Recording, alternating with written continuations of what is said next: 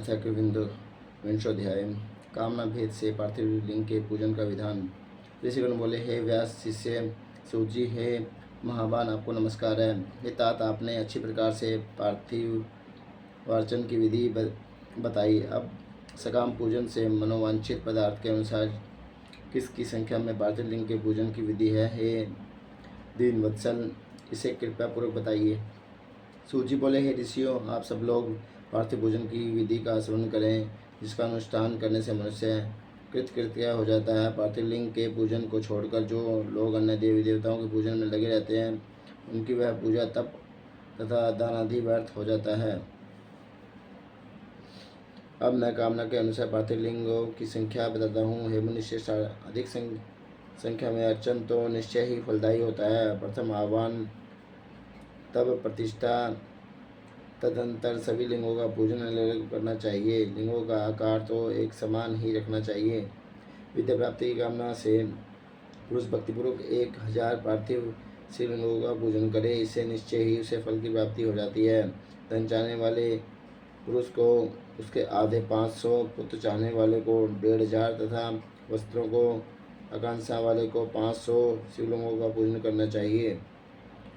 मोक्ष की कामना वाले व्यक्ति को 1 करोड़, भूमि की अभिलाषा वाले को 1000, दया प्राप्ति की इच्छा वाले को 3000 और तीर्थाटन की इच्छा रखने वाले को 2000 शिवलिंगों की पूजा करनी चाहिए। मित्र प्राप्ति की इच्छा वालों को 3000 तथा अभिचार कामों में 500 से लेकर 1000 तक पार्थिव शिवलिंगों की पूजन की विधि है। बंधन से छुटकारा की इच्छा से 1500 तथा राजभय से मुक्ति की इच्छा से 500 शिवलिंगों की पूजन बुद्धिमानों को जानना चाहिए। चोर आदि के संकट से बचने के लिए 200 और डाकिनी आदि के भय से मुक्ति हेतु 500 पार्थिव शिवलिंगों की पूजन बताया गया है। दरिद्रता से छुटकारे के लिए 5000 तथा सभी कामनाओं की सिद्धि के लिए 10,000 पार्थिव शिवलिंगों का पूजन करना चाहिए। हे मुनिश्रेष्ठों, अब मैं लिंग पूजन विधि बताता हूँ, अब आप सुने। एक पार्थिव लिंग का नित्य पूजन पापों को नाश करने वाला तथा 2 लिंगों का पूजन अर्थों की सिद्धि करने वाला बताया गया है। 3 लिंगों का पूजन सभी कामनाओं की सिद्धि का मुख्य हेतु कहा गया है। पूर्व में बताई गई संख्या विधि में भी उत्तरोत्तर संख्या अधिक फलदायिनी होती है। अन्य मुनियों के मत से संख्या का जो अंतर है वह भी अब बात बताता हूँ। बुद्धिमान मनुष्य 10,000 पार्थिव शिवलिंगों का अर्चन करके महाराज भय से भी मुक्त होकर निर्भय हो जाता है। कारागार आदि से छूटने के लिए 10,000 लिंगों का अर्चन करना चाहिए और डाकिनी आदि के भय से छूटने के लिए 7,000 लिंग अर्चन कराना चाहिए। पुत्रहीन पुरुष 55,000 लिंग अर्चन करे। कन्या संतान की प्राप्ति 10,000 लिंग अर्चन से हो जाती है। 10,000 लिंगार्चन से विष्णु आदि देवों के समान ऐश्वर्य प्राप्त हो जाता है। 10 लाख शिवलिंगार्चन से अतुल संपत्ति प्राप्त हो जाती है। जो मनुष्य पृथ्वी पर 1 करोड़ शिवलिंगों का अर्चन कर लेता है वह तो शिवरूपी हो जाता है, इसमें संदेह नहीं करना चाहिए। पार्थिव पूजा करोड़ों योगों का फल देने वाली है, इसलिए इस काम भक्तों के लिए यह भोग तथा मोक्ष दोनों प्रदान करती है। जिस मनुष्य का समय रोज बिना लिंगार्चन के व्यतीत होता है उस दुराचारी तथा दुष्टात्मा व्यक्ति की महाहानि होती है। एक और सारे दान विधि, विविध व्रत, तीर्थ, नियम और यज्ञ हैं तथा उनके समकक्ष दूसरी और पार्थिव शिवलिंग का पूजन माना गया है। कलयुग में तो जैसा श्रेष्ठ लिंगार्चन दिखाई देता है वैसा अन्य कोई साधन नहीं है, वह समस्त शास्त्रों का निश्चित सिद्धांत है। शिवलिंग भोग और मोक्ष देने वाला तथा विविध आपदाओं का निवारण करने वाला है। इसका नित्य अर्चन करके मनुष्य शिव साजुष्य प्राप्त कर लेता है। महर्षियों को शिव नाम में इस लिंग की नित्य पूजा करनी चाहिए। वह सभी लिंगों में श्रेष्ठ है, अतः विधान पूर्वक इसकी पूजा करनी चाहिए। मुनीश्वरों, परिमाण के अनुसार लिंग 3 प्रकार के कहे गए हैं, उत्तम, मध्यम और अधम। उसे आप लोग सुने, मैं बताता हूँ। जो 4 अंगुल ऊंचा और दिखने में सुंदर हो तथा वेदों से युक्त हो, उस लिंग को शास्त्रवत महर्षियों ने उत्तम कहा है। उससे आधा मध्यम और उससे भी आधा अधम माना गया है। इस तरह 3 प्रकार के शिवलिंग कहे गए हैं, जो उत्तरोत्तर श्रेष्ठ हैं। जो भक्ति और श्रद्धा से युक्त होकर अनेक लिंगों की मन से नित्य पूजा करता है, वह मनोवांछित कामनाओं की प्राप्ति कर लेता है। चारों वेदों में लिंग अर्चन से बढ़कर कोई पुण्य नहीं है।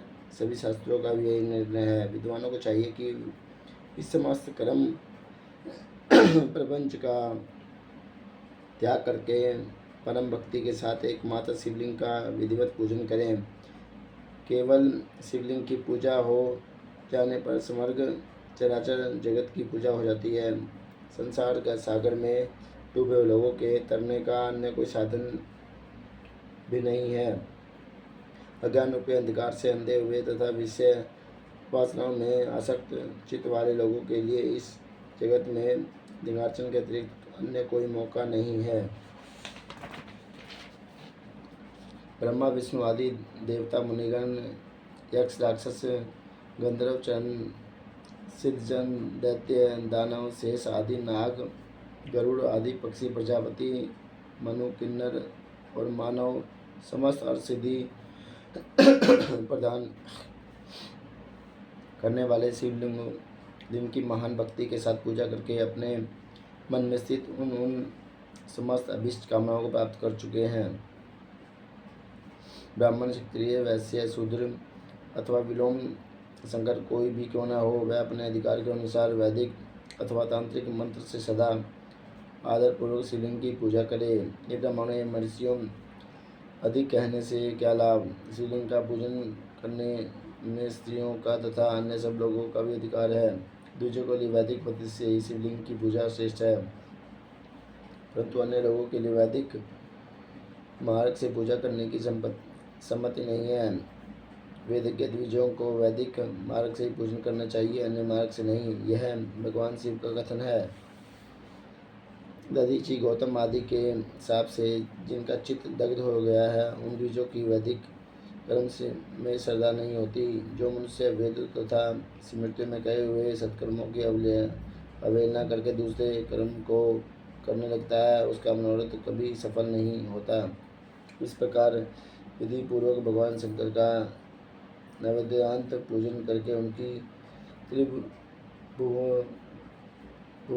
8 मूर्तियों का भी वहीं पूजन करें। पृथ्वी, जल, अग्नि, वायु, आकाश, सूर्य, चंद्रमा तथा यजमान, ये भगवान शंकर की 8 मूर्तियाँ कही गई है। इन मूर्तियों के साथ साथ सर्व, भैरव, रुद्र, उग्र, भीम, ईश्वर, महादेव तथा पशुपति नामों की भी अर्चना करें। तदंतर चंदन, नक्षत्र और बिल्व पत्र लेकर वहाँ ईशान आदि के कर्म से भगवान शिव के परिवार का उत्तम भक्ति भाव से पूजन करें। ईशान, नंदी, चंड, महाकाल, भृंगो, वृषगन, कब्दीश्वर, सोम तथा शुक्र, ये 10 शिव के परिवार हैं। जो कर्म से ईशान आदि से 10 दिशाओं में पूजनीय है, तत्पश्चात भगवान शिव के समक्ष वीरभद्र का तथा पीछे कीर्तिमुख का पूजन करके विधि पूर्वक 11 रुद्रों की पूजा करें। उसके बाद पंचाक्षर मंत्र जप करके शतरुद्रीय का पाठ तथा नाना प्रकार की स्तुतियाँ करके शिव पंचांग का पाठ करें। तत्पश्चात परिक्रमा और नमस्कार करके शिवलिंग का विसर्जन करें। इस प्रकार मैंने शिव पूजन की संपूर्ण विधि का आदरपूर्वक वर्णन किया। रात्रि में देव कार्य को सदा उत्तराभिमुख होकर ही करना चाहिए। इसी प्रकार शिव पूजन भी पवित्र भाव से सदा उत्तराभिमुख होकर ही करना उचित है। जहाँ शिवलिंग स्थापित हो उससे पूर्व दिशा का आश्रय लेकर बैठना या खड़ा नहीं होना चाहिए, क्योंकि वह दिशा भगवान शिव के आगे या सामने पड़ती है।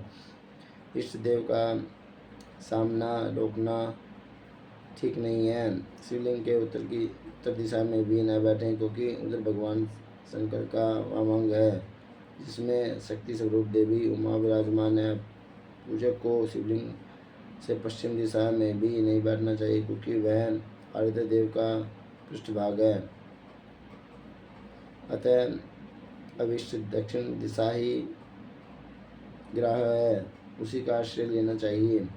तात्पर्य है कि शिवलिंग से दक्षिण दिशा में उत्तराभिमुख होकर बैठें और पूजा करें। विद्वान पूजन को चाहिए कि वह बिना भस्म का त्रिपुंड लगाए, बिना रुद्राक्ष की माला धारण किए तथा बेलपत्र का बिना संग्रह किए भगवान शंकर की पूजा न करें। हे मुनीश्वरों, शिव पूजन आरंभ करते समय यदि भस्म न मिले तो मिट्टी से ही ललाट में त्रिपुंड अवश्य कर लेना चाहिए। श्री महापुराणे प्रथमाध्याय संहिताए साध्य साधन खंडे पार्थिव पूजन वर्णन नाम के बिंदु 300 अध्याय। इस प्रकार से श्री महापुराण के अंतर्गत प्रथम विंध्याचल संहिता के साध्य साधन खंड में पार्थिव पूजन वर्णन नामक 21वां अध्याय पूर्ण हुआ।